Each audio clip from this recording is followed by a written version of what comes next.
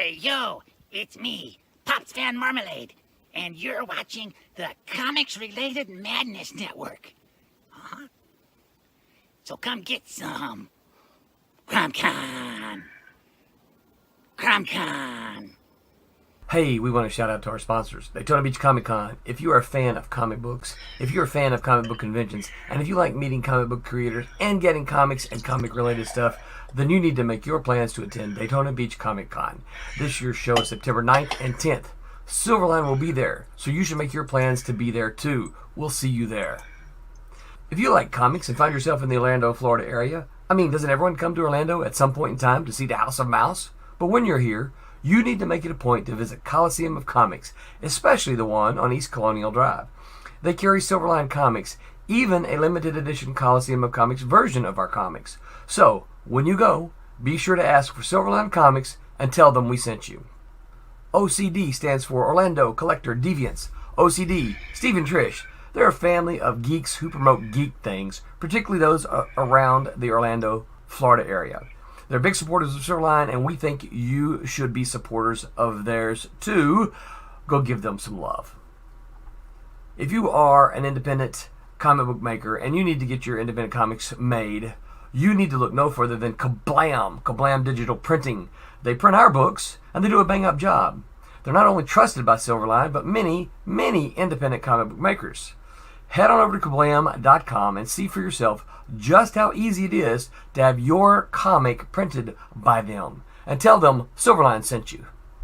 Hi, this is Tim TK, host of That Silverline Show on Tuesday. Join us at 11 p.m. Eastern, 8 p.m. Pacific every Tuesday night as we discuss pop culture and the joys of making comics. Hi, I'm Barb Kilber, co-host of Silverline's Wednesday Wham. Join us each Wednesday night as we discuss comics, literature, movies, and anything else that may catch our attention. I'm Roland Mann, and I host Silverline's Silver Sunday. Join me every Sunday at 8 p.m. Eastern as we make mine Silverline.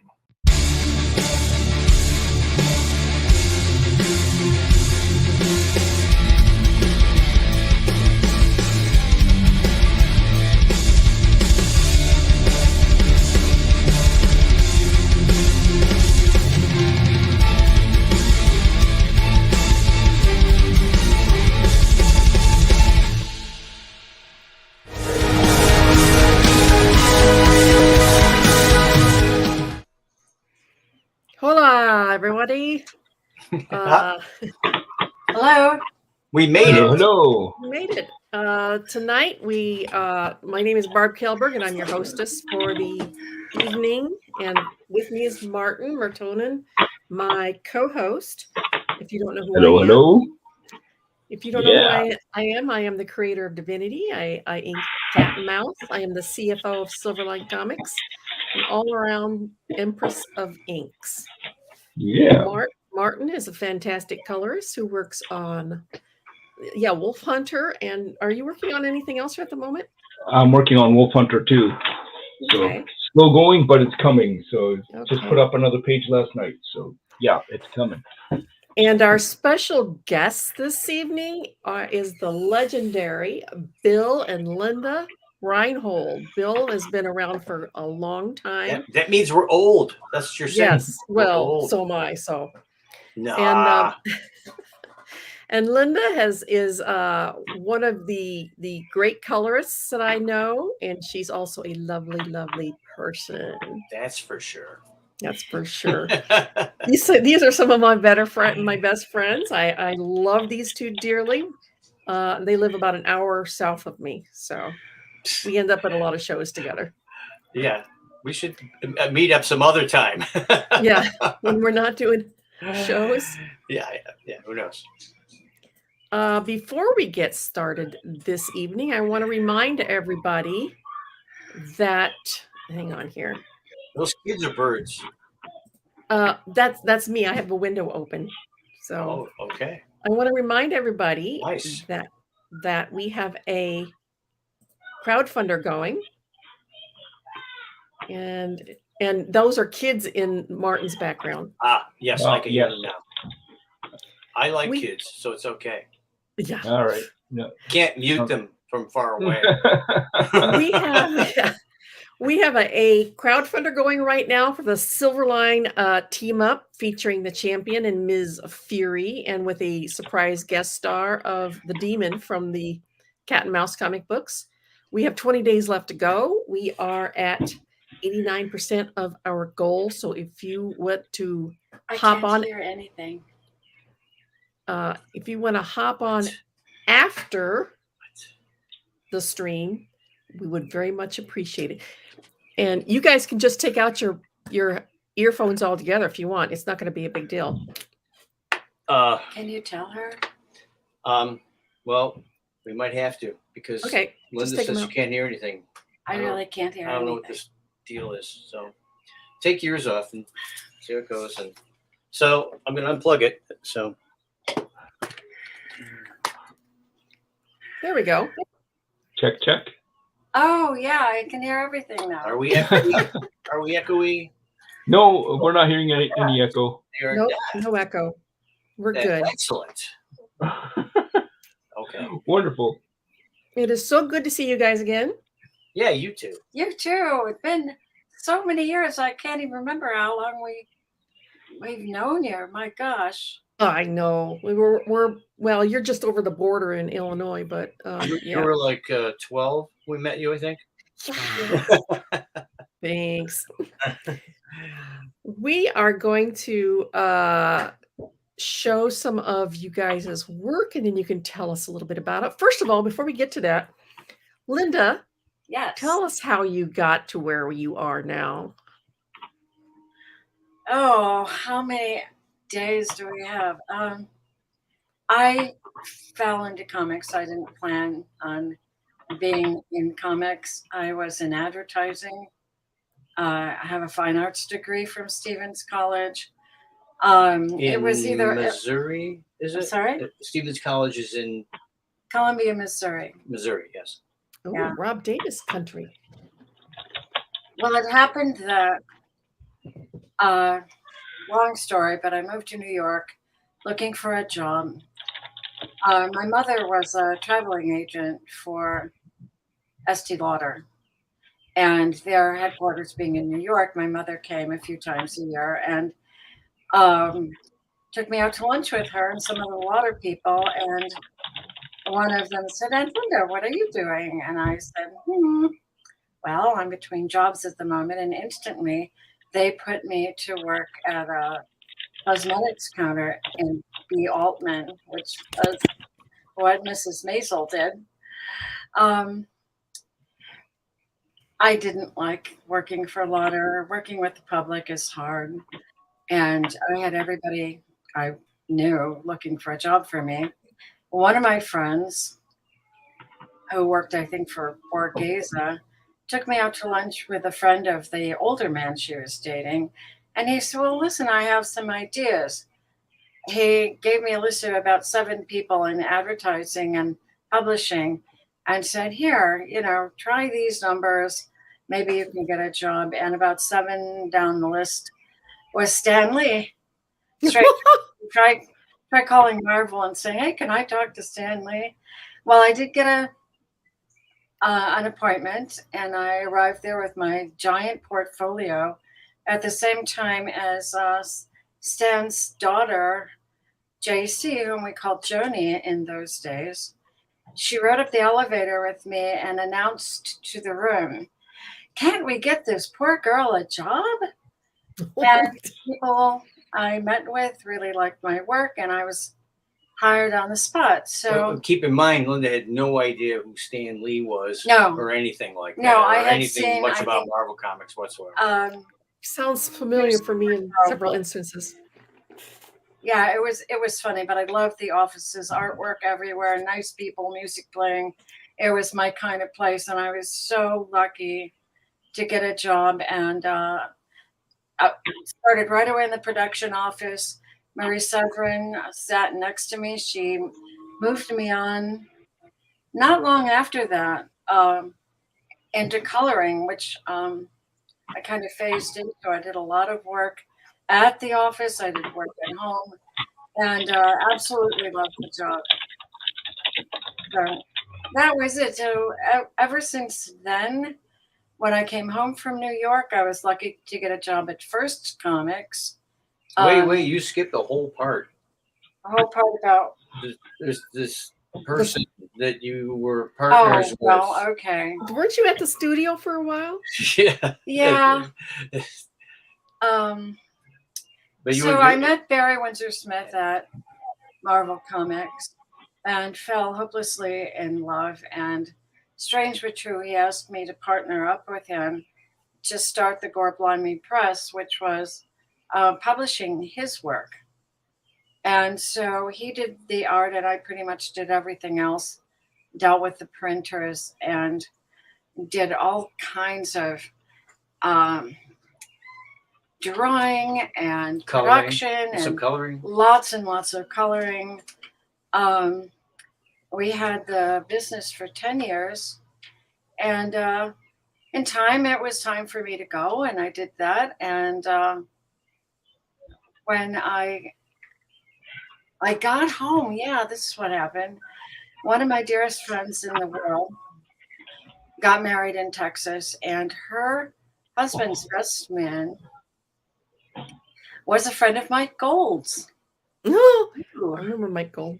And he asked me, well, what are you doing? One of the creators of First Comics. And also the Chicago Con. Yeah.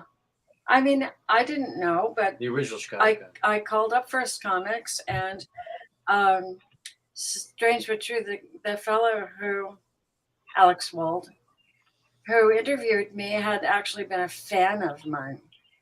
And when I came to work for them, I got the job of lettering this book called Badger that Bill was drawing. And pretty soon I became his colorist, and we became friends. So actually we knew each other almost 2 years before we started dating. As I always say, I had to wait through 2 boyfriends. There you go. Before it was my turn. So we did a lot of, I was his helper, inker. Oh, yeah, well. Inking assistant. Well, later, after we got married, yes. Yeah. Yes. Well, we got married. We have two grown-up kiddos. She'd be coloring my stuff, but then also assisting me with inking my work. Yeah. Well, Dick used to fill in my blacks for me, the big black areas. Yeah, well, the main thing Linda did is, of course, black areas, I could designate those, inking my own stuff, this is.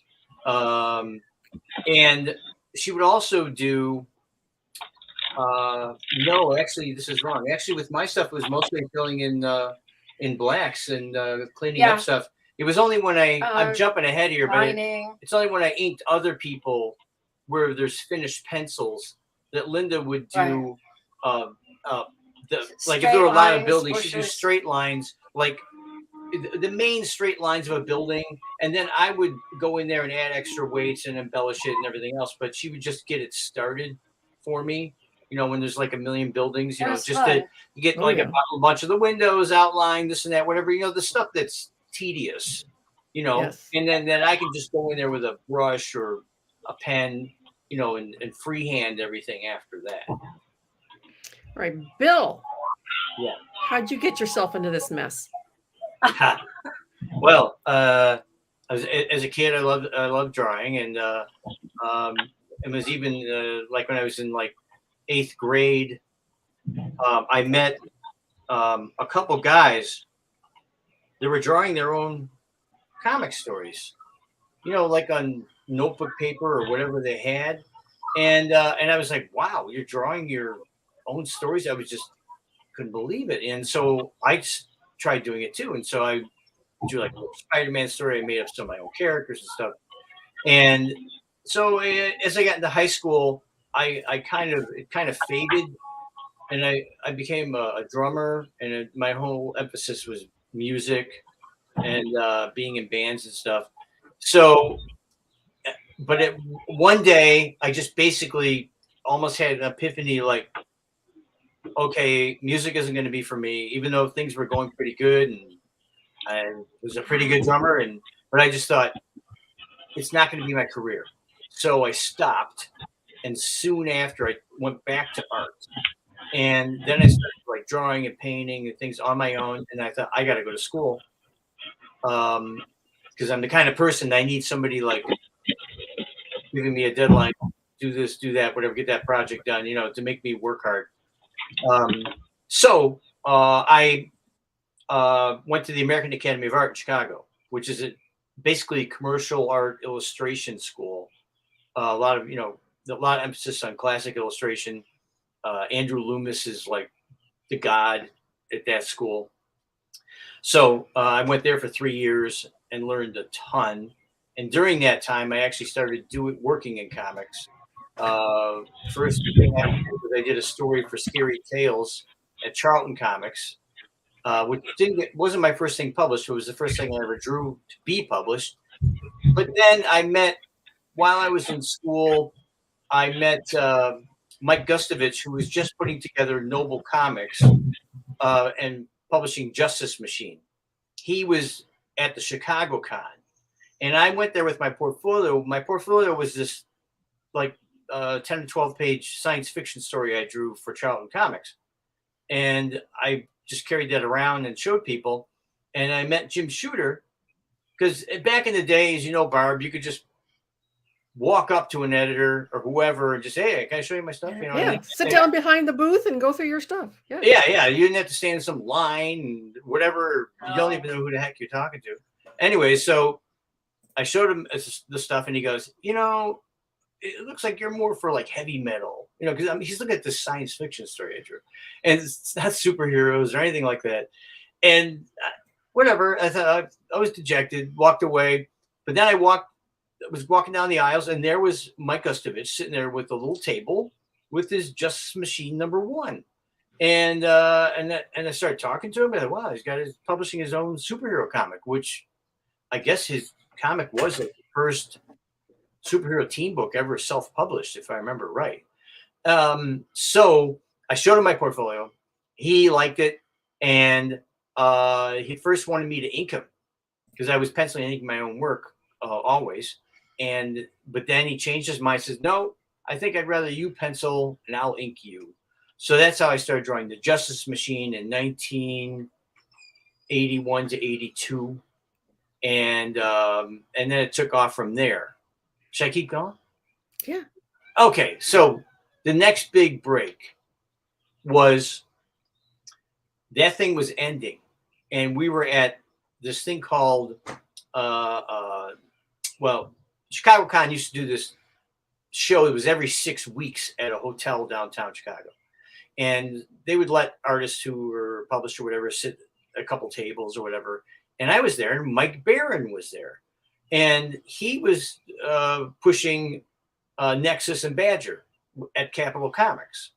And he said he saw my work, and at that time, Jeff D was inking me. Jeff D is well known in gaming, the Villains of Vigilantes and stuff like that. So he said, hey, could you guys do a couple fill-in issues? And we were just finishing this work on Justice Machine, and we said, sure. But then by the time we got going, they said that the regular artist was quitting, and they asked if we just stay on. So then I was doing Badger from issue 5 up until the rest. That's when I met Linda, working on the Badger. Yeah, and we worked on that for many years. Hang on, I'm getting this set up. Go ahead. When did you? And you're one of the best things you're known for is Punisher, isn't it?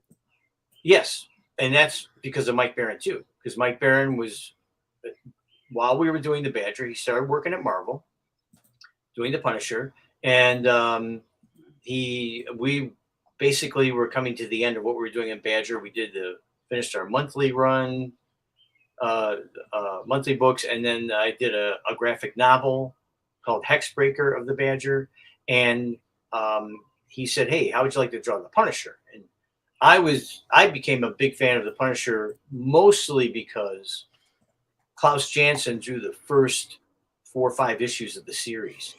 And so I was all into it. And so, yeah, so that just moved right from there to Marvel. And this is all really through Mike. I mean, most of the jobs I've ever gotten in comics were really because of artists or writers suggesting me for something. It wasn't editors calling me up, hey, you want to do this or whatever, occasionally, but mostly it was just, knowing other people who wanted to work with me. Yep, I just saw Mike last weekend, actually. This Badger piece is on our wall, the original black and white, and the color also, which is a blue line painting that Linda did. Before we were married, we each gave that to each other as a gift. She gave me the coloring, and I gave her the black and white. They're both on the wall. But then we got married, and then we both have them. So yes, this is one of my favorites. Me too. I'm trying to get this to work Sorry. right. We got a Barbie right below that. Then back to Linda. You guys ended up keeping it in the family, eh? Exactly. Yeah. Yes. Yeah, I'm trying to get this to come up right. There we go. A quick question. Yeah. Go ahead. So, while you were working on Badger, did you work on any other projects at the same time, or were you just working specifically on that was book? really took up all my time. It was a monthly book, but they gave me a fill-in issue like every 6 issues, I think. So I got more than a month to do each one. At first, I was just penciling it, and then I switched to penciling and inking it. So it really took up all my time. I really couldn't do more than the only time I've ever done more than one thing at a time is when I was inking other people. But not if I'm on my own project. No, there's no time to do anything else. So you were penciling and inking Badger. Yeah, eventually, yes. That's how I finished it up. Yeah, not this past weekend, but the weekend before, Mike was at a show here in Madison with me. Yeah. So I got to see him for the first time in like a year. So Pops from the Madness Network, he runs the Madness Network, wants you guys to be on a show with Mike and him. Okay. So we were on Mike's podcast one time. I can't remember the name of that right now, but we were on his once. Yeah, you'll have to get a hold of him. Whoops. I was going to go on to the next one. If you know him, you could pass on my info if you like. I don't know. I will. I certainly will. And here is yes. I had so much fun with that. Well, I spent many years on Barbie. Yes, we have one. Leanna has one of her pages. One of your pages is on the wall, framed. So really, our daughter, yeah. Yeah. Oh my goodness! I should send a copy to you. I am honored. Thank you very much. Now, explain to our audience what you did before digital coloring. I don't do digital coloring. No, before digital what coloring. did you do before? Regular comic book coloring that you can't explain to people. I got examples. Oh, here's a great example. Here. Why don't you talk about Prowler? Those darn codes. Yes. Every color had a code.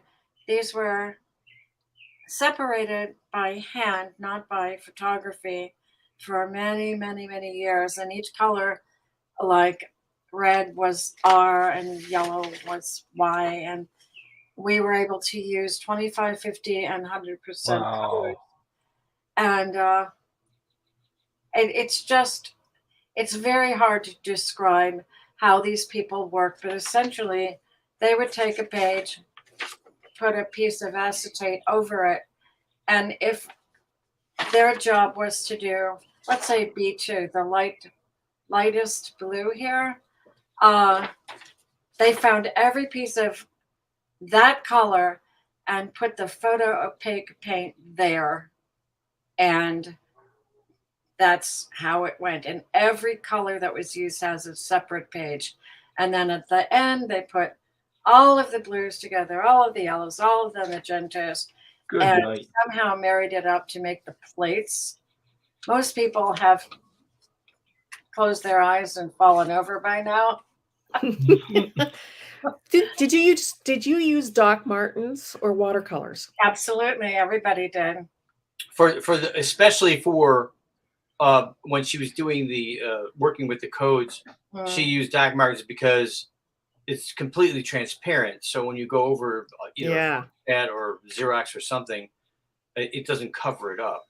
Yeah. As opposed to when she did the next way of working, which is blue line. I used everything. There she used sometimes the Dr. Martin's watercolors, gouache. Sometimes Winsor Newton. Sometimes gouache. Yeah. Anything you can get your hands on. I could do anything at that time. This is a blue line. Up close. There you go. It's hard to see. I'll hold it. All right. This is from the Badger, and it's sort of the original is sort of like an animation cell. Let me peel it up here. So the original. Well, the black painting. Yep. And see, I've done it that way before. You know who taught me how to do that? Les Dorscheid. Oh, of course, he was. Wow. Yeah, he colored the Nexus at First Comics, and he used this very kind of opaque colors lots of times, but it was really nice. Very. He lived a block away from me. I just used to walk down to his place. Had to get past his white German Shepherd, but he's a good painter too. Oh yeah, he's wonderful. We are going to show one of Bill's now. Tell us about this. Well, okay, before I actually had anything published at Marvel, not of the Punisher, I had a short story published before that, but so I was working on the Punisher. The first thing I ever did was a graphic novel called Intruder, and so that was a long story and large art and everything else, and so it was taking quite a while to do it. And while I was doing it, from Marvel Fanfare, oh gosh, what's his name? The book. Your old friend.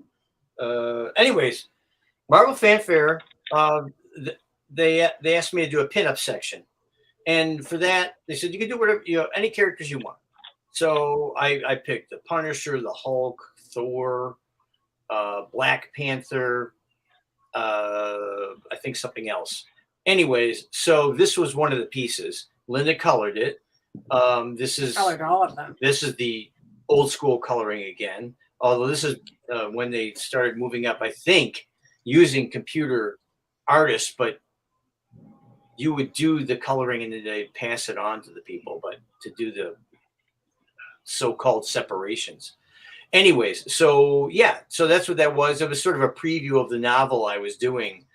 And yeah. In fact, the Iron Man one right next to that, if you click that, from the same pinup section. That's one of our best-selling prints. Yeah. I can see why. It's lovely. Well, Linda has a good story about that. Well, the story was I looked at the computer one morning and somebody had posted that Robert Downey Jr. had put that up on his Facebook page and declared that it was his favorite version of Iron Man. So I not my artwork necessarily, but the classic version. Well, I got all excited. I said, Bill. Yeah, I got like a zillion. We should sell prints of this. Likes and stuff, yeah. So that's how we got into selling prints of various, many things that Bill has done over the years. So that's part of our business. Yeah, I'm flipping back and forth here so I can give you guys equal. Did you have to get permissions from Marvel to sell the prints? Okay, no. I'll tell you about that. The first time I ever saw anybody selling prints at a convention, and maybe you remember this too, Barb. People, the first time they ever did, they would print because nobody had large format printers at home. They just had their little printers, and so they would make 8.5 by 11 prints of their artwork and sell them for $5 or something. And generally, all the prints I sell, in general, most of them, like 90% of them or more, are things that were commissions I did for people, and I made it into a print. And so I'm looking around. I remember I was at a convention one time, and there was a colorist from Marvel, and he was making these really nice prints of a cover he did for Marvel. I'm like, wait a minute, how can you get away with that? You know? And I'm seeing people doing it left and right all over the place. Okay, I give up. I'm going to do it too. So, I mean, it is really, even if you did a commission, like an original drawing of a character that was never in print, you know, Marvel could crack down, or Disney, or whoever. They'd have to do that on every single artist out there, though. Exactly, and they would go broke. I've heard stories of them cracking down on some large scale people of doing it who were selling so much stuff. But yes, they would. So once I knew it was up in the air, I do it. So sometimes I'll do things that were like special things like this, or maybe the printout will be the black and white of the cover I did, without any of not the logo, none of the coloring, just my original ink drawing. So it's in that way it's unique, you know. But yeah. So yeah. I should mention that way back. That's a commission. Way back when I lived in New York, Barry Windsor Smith started doing prints, and these were all large, done at a proper printer. Some of them were in Chicago. And the first one we did was the Barbarian. It wasn't Conan's outfit. Because Barry Windsor Smith was famous for drawing, Barry Smith was famous for drawing Conan the Barbarian. And so, of course, as soon as we started selling this, we got a nasty letter from some attorney from Marvel threatening all kinds of things. Even though it wasn't called Conan, it didn't have his signature outfit on, you know, and we protested saying, you mean he can't draw just a plain old barbarian? It's only because Barry Windsor Smith, his version of Conan was very popular. It was so iconic that him just drawing a guy with a sword with long hair right away looks like Conan the Barbarian. There's like nothing you can do about it. Nothing happened. I mean, essentially nothing. This black and white piece is just gorgeous. It's very popular. Thank you. Yeah, I bet it is. And Lady Death, another gorgeous piece. Yeah, was this a commission? Yes, that was a commission for some people in France. So was the Galactus. That's basically how I work all the time now. I just draw basically sort of contour ink line on everything. And then everything else is black gouache. All the blacks are gouache. All the washes are gouache. And yeah. It's gorgeous. Thanks. We're going to skip back here. Oh, that's a good one. Yes, to another Linda Bill collaboration. Oh, no. It's not. No, that's not. Way no, this is this is Linda only. Yes, that's before my time. Splash page from the old days. Can you see what year that is at the bottom? It's a Rich Buckler. I was 1974. Okay, that was a year after I graduated high school. Oh. I was doing many Linda robbed the cradle. I was doing a lot of covers in those days, but there was no way of determining if I had done this book's cover or not, because I didn't sign it. I didn't know if any records were kept, but I knew I had drawn the book and I really liked the splash page. So this too was made into a print, and we sold a lot of those as well. What's unique about Linda's work back then is this example doesn't show it necessarily, but the highlights around the thing, the yellow, and she would use a lot of white highlights, rim lights. Use actual white as an element as opposed to it wasn't coloring. Really done in those days. Yeah. To leave a background white or leave an outfit white, people just colored everywhere, and I started using highlights and shading. That wasn't done very much in those days.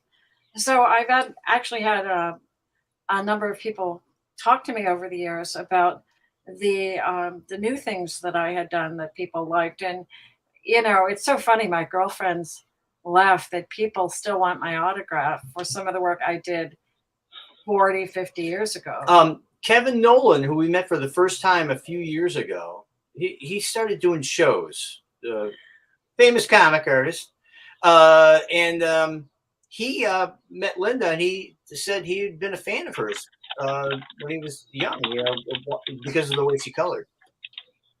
I can see why. I think you were groundbreaking in many ways. Thank you. That's that. Okay, just because I can see you at the bottom, could you jump to that Spiderman, the one? It's like a splashy piece. It's next to the Iron Man. Next to the Iron. Oh, you want to do that? Oh, that one. Yeah, see the white highlights she has on there? Oh, yeah. That was very unusual back then. It seems like normal, you would think, but just to use that to make things. Now they everybody wants rim lights. Oh, that's true. Yeah, so you started a fad. Rim light on every muscle. Yeah. So, out of curiosity, how did you come up with that? Was it just a happy accident, or no? At that time, I would have to say Barry Windsor Smith kind of guided me in that direction, because that's what he used to do. He did a lot of highlights and shadows, way more than I dared to do. But I kind of introduced it into mainstream comics, and I hope that I'm not wrong to say that. Well, it is typical of his work. Oh, but yeah. Linda is a painter too, so right? Yeah. Okay, so the highlight you would do is just by erasing the color there, or would you put in white highlight? Oh, he's thinking about the process. Yeah. You basically have to outline that area. Am I correct? Oh, yes. I'm pointing at the screen. Sorry. Right. So, I would have to show that when the coloring was, indicate that with the line instead of indicating a color. I would I'd draw a line, because there wasn't a line there, but I would draw one to show them where I wanted the color to don't go. Don't they call that key lining? Yeah, redlining. Was it like redlining? Well, it is like redlining. It is like redlining. That's another thing that became common in comics before digital, where you could do effects and things. Yes, I did some red lines. Yeah. So that's how you would do the white. How would you do the shade? Same idea. Well, okay. Basically, what she's taking, like her Dr. Martin dyes watercolors, to a photocopy of this piece. She'll color it, you might say, like it is right there. But then to designate everything for the separators, people make the screens and everything. Right. She would have to do those. She has to put those codes on there for all the colors. Right. So she'll have to outline those highlights that she wants. So everything has to be pointed to and designated as it is, Right. So so I'm just trying to figure out how you guys designated the shadows or the shading. I'm looking here. I mean, of when course, I did shadows. I mean, this doesn't have a lot of. If you don't mind me jumping in here, go ahead. This doesn't have a lot of shadows per se on it, except what's in the inking. Right. But otherwise, the colors are sort of flat colors, like the blue all on Spider-Man is one flat color, except for where the highlights are cut out, the white, or maybe you're seeing like on his boot per se, that it's red, but then there's a gray kind of in the center of it. Well, you had to know how the colors were put together. If you wanted to put a darker blue onto an already dark blue, you added like 25% red or R2. Okay, so that's so you would shade with a darker color. You just drew the line and you added what you wanted. Okay. Because there was no line there. I mean, they originally didn't even. I mean, Xeroxes weren't invented when I started coloring. They used photocopies. Photostats, yeah. And they were very hard to color. Colors were, the Dr. Martin's dyes would just beat up on the surface. So basically, I had to take the pages home and dump them into a bathtub full of water and scrub that chemical off, and then hang them before up she colored it. Before I colored the pages. because it just was hard to work with. And everybody cheered when a Xerox machine appeared, and it was so much easier to use regular paper. The magic Xerox machine. So, Wow. This is a collaboration. Hey, this is one of our favorite projects we ever did. yeah, I loved it. Wait a second. It is phenomenal. Thank you. Well, it's a book that the cover I did all by myself. The painting, Linda modeled for the character Shalabal, who's up in the sky there with Moondragon. Shalabal was the love of his life of Silver Surfer. He had to leave her behind on his home world and everything else. And this is all about them meeting up again. It was written by Jim Starlin. And so I penciled and inked it, and Linda did the here's a couple pages in the book.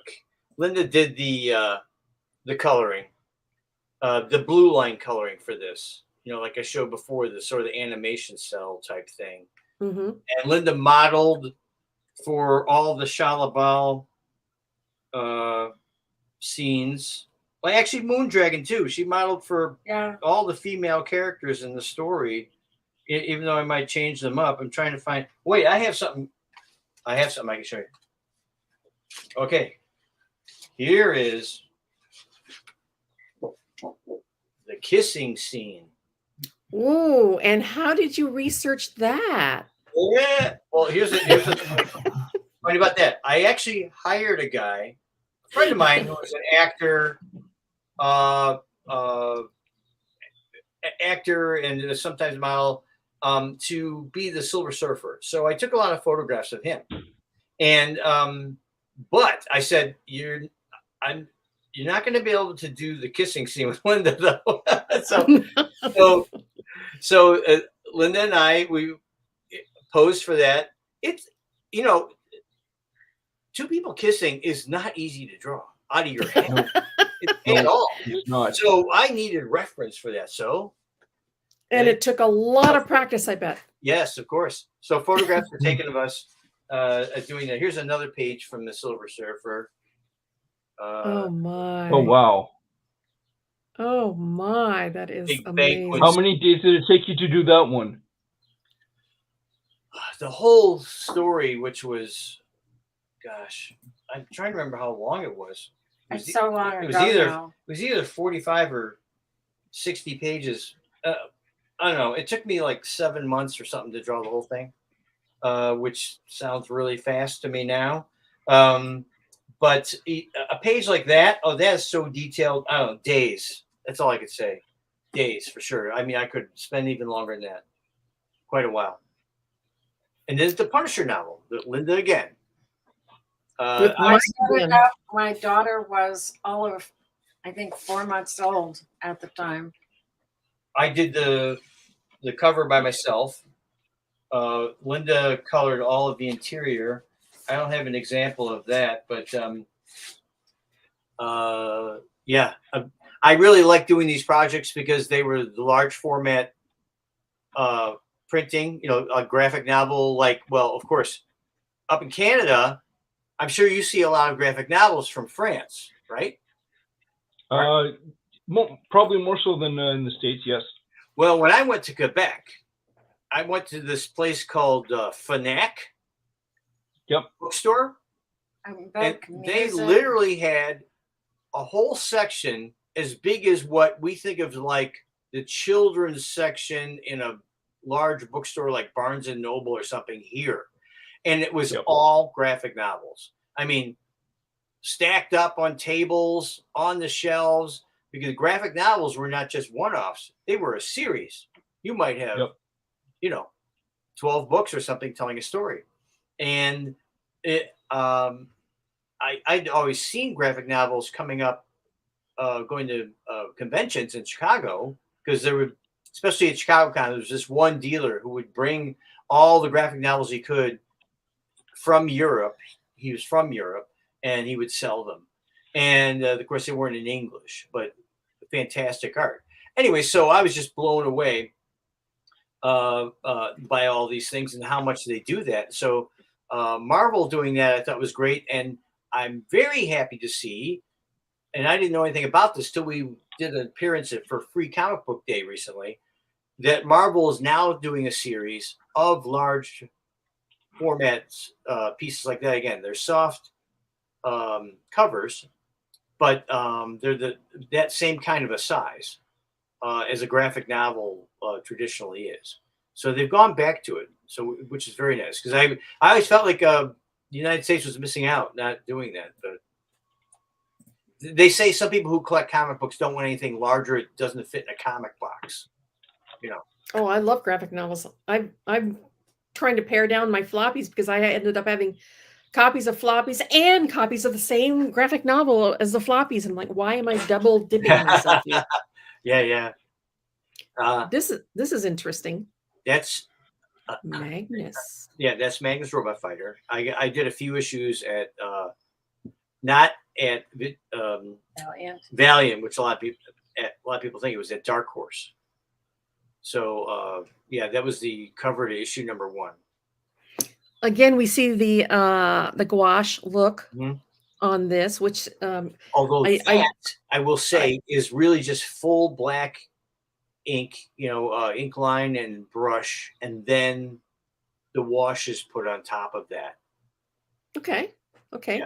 I seem that I have noticed that over the years you've been steering more and more towards the 3-tone, where the white, black, gray, and away from more like this.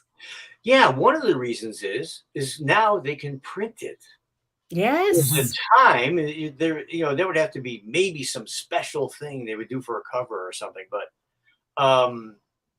now anything can be printed from grayscale. In fact, a lot of the inking I did at Marvel and DC, even though it was sometimes only in black and white, I scanned it as grayscale, not as line art. Meaning, for people who don't know, if you scan as line art, it's high contrast black and white. So a lot of small lines will fall out. There's no way you could ever do a lot of dry brush or washes or whatever. It would all fall out. But when you scan as grayscale, it looks basically like the original art. You could change the contrast, but it looks like, like people when they see original art, they go, oh, wow, this original art looks so cool, compared to the stuff in print. Well, now you can make it look exactly like that. Whatever the original art looks like, it can print just like that. If it's in black and white, of course. But so I could, once that was available to me, I stopped scanning as line art and just as grayscale. And the colorist would make use of it. And I started using washes, which the colorist would translate into colors, which is not too hard to do. I've done it a lot myself, and so I was just a great benefit, just something that became available that I took advantage of. Now, what is this from? That's Legends of the Dark Knight story. I did 2 issues with Mike Baron. Mike Baron wrote these 2 stories of Batman. Okay, I did not know that. Yeah, so I'm learning something new as well. I actually drew it in the late '90s, but it didn't get published till 2002, I think. No, did you pencil and ink this, or yes? Okay. The covers and the story. All right. Is it okay if I ask who some of your inking influences are? Because I've been jumping around looking at your stuff all over the place here, and I'm noticing that there's you change your style up quite a bit over time. Yeah, so, I definitely fool around. What, you want to make any guesses who my influences are? Okay, let me see. So I think earlier on, maybe you have some influences by. I'm gonna go out on a limb. Maybe some Dick Giordano kind of stuff. Neil Adams-ish. The earlier stuff. Yeah, I wouldn't say. I mean, actually, to tell you the truth, good. I mean, if you say Dick Giordano, he has a lot of influences besides Neil Adams. But Yeah. For me, if I was going to pick that, I'd think of Neil Adams first. Okay. I'll tell you who my influences are. Okay, so early on in American comics, my influences were like Klaus Janson, Al Williamson. Okay. Yeah. Al Williamson, yeah, it's a good one. I can definitely see Al Williamson in some of your earlier works. And then as time went on, actually my first mainstream influence was Joe Rubenstein. He was the first guy who I could look at inking, and it was like he made it easy to understand. Some people, their stuff was, you might say,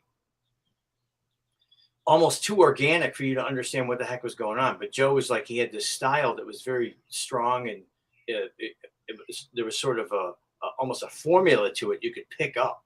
So I would use some of that. But anyways, as time went on, I got into a lot of European illustrators, not so much inkers, but just artists. So like who am I trying to think of now? This looks a little European. Going way out there would be Jose Munoz. I love his stuff. Okay, right. Yep. And anybody that's very loose, I like a lot. And Bill Sienkiewicz and you have a lot in common. Victor de la Fuente, who is from South America, I think, if I remember right. He's an amazing artist. He has some things in common with Al Williamson. And then let's see who else. Jordi Bernay became a big influence on me at one time when I was drawing the Badger. He changed the way I did the energy around a gun firing. It's a simple thing, but just the way he did it was different than I ever seen any American artist do it. So yeah, there's so many others, but yeah, European art probably had the biggest influence on me at some point, and still to this day. Oh, I should say Joe Kubert, also huge influence. See, there's some people who are influences on me about how I draw, and then some people are influencing me about how they do their inks, how they do their finishes. So I'm not so influenced necessarily by Joe Kubert by how he draws, but the way he inks. Or Gil Kane is a huge influence on how I draw superheroes, but not necessarily the way he inks his own work or other people ink him. Oh, okay. I have to bring up the biggest one, Frank Robbins. That's became later probably my biggest influence. In fact, I promote, it's at the top of my Twitter page, a link to a huge, like over 1,000 pieces of Frank Robbins stuff that I've gathered from the internet to share with people, because I think his stuff is so awesome. But he's mostly known for drawing Hazard, a newspaper strip, but he also drew Batman and some other stuff at DC with just amazing work. When he pencils and inks his own work, the stuff he did at Marvel Comics, other people inked him, not as impressive, but still nice. Tell us about this piece here. Okay, this is for the project I'm doing now that I've been working on for way too long. For several years now.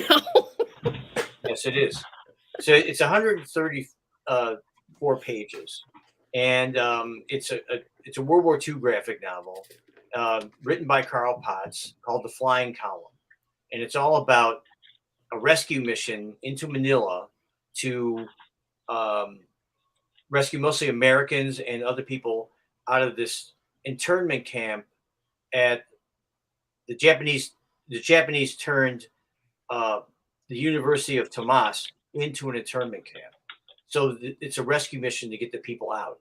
Some of this is influenced by Carl's own family and their experience. I saved this for last because I knew that this is what you were currently working on. Are you working on any other projects around this? Can I show you some of that? You betcha. Okay, here's a.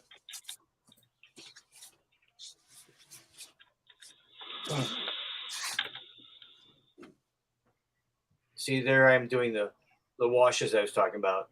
It's just Phenomenal. I used that pen that I learned from, because I was looking for a pen, and I was looking at all this European art, and I could tell they were all using something that was like a fountain pen or something to outline everything, and I just didn't know what they were using, so I kept asking around about different things. Then I found out that Joe Kubert was using this pen. I learned this from his son, Adam Kubert, who I inked.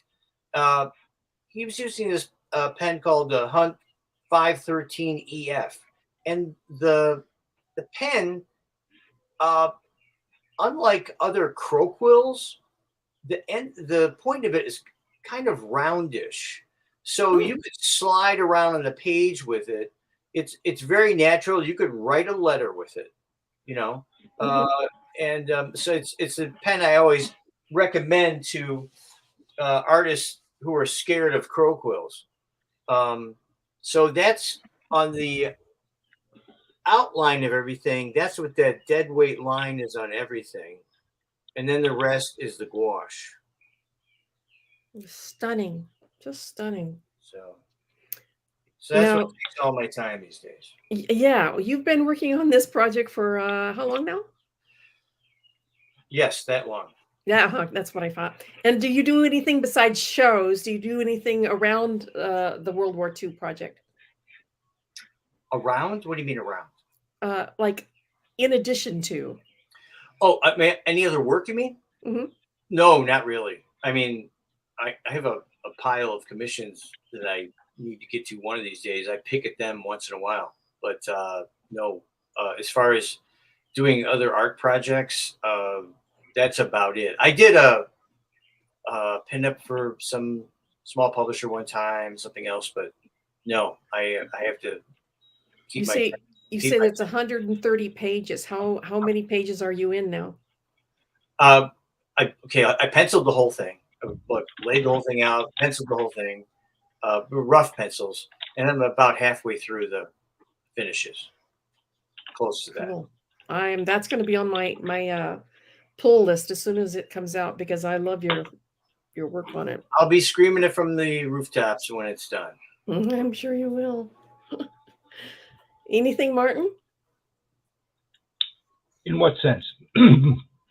Well, I was just going to go back to the your Batman there. Would you say that you have some more modern influences as well, such as Mark Schultz, or maybe?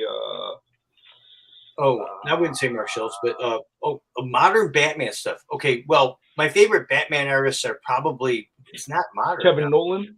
Okay, yeah, Kevin Nolan's awesome. He did influence me a little bit when I did I don't want to have it to show you, but I did a Batman piece one time when I was first looking for work to do Batman. I had done a couple pinup like things, some sketches, and I showed them to Archie Goodwin. And I said, I'd love to draw, because I was starting to do inking work at DC. And so I said, I'd love to draw, a Batman story. And one of the pieces actually was a little Kevin Nolan influence by the way Kevin drew a cape and stuff.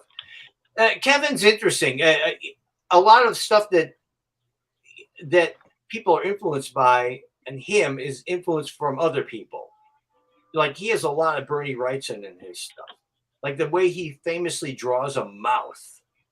Kevin draws a mouth a certain way, the way the shadows are and everything. That's Bernie Wrightson.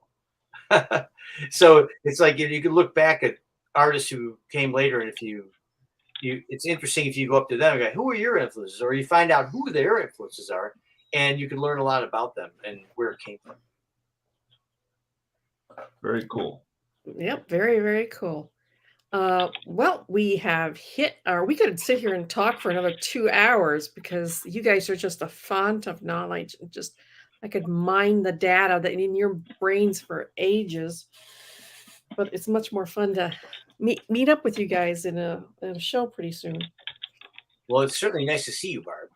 I know. We need to get together more often. Oh, did you notice our background? Yeah, all the pictures back there? That's just our setup from our shows.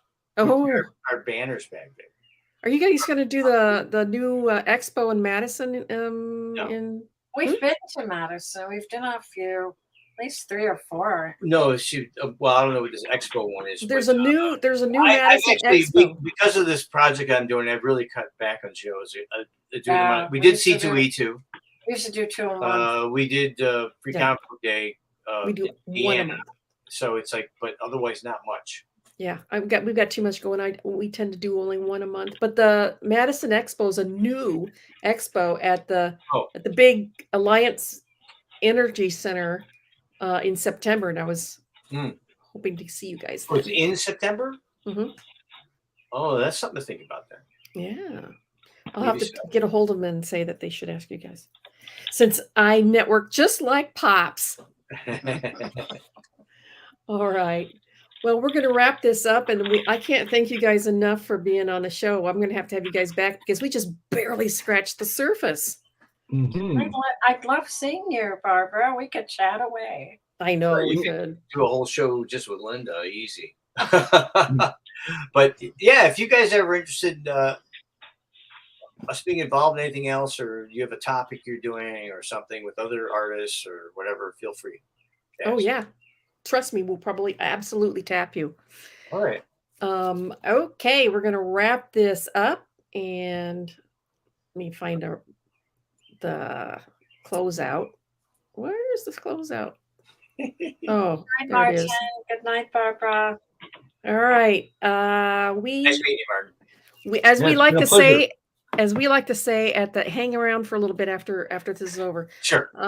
As we like to say at the closeout of every stream, make mine Silverline. Hi, I'm Chris Ulm. I'm the former editor-in-chief of Malibu Comics. Make mine Silverline.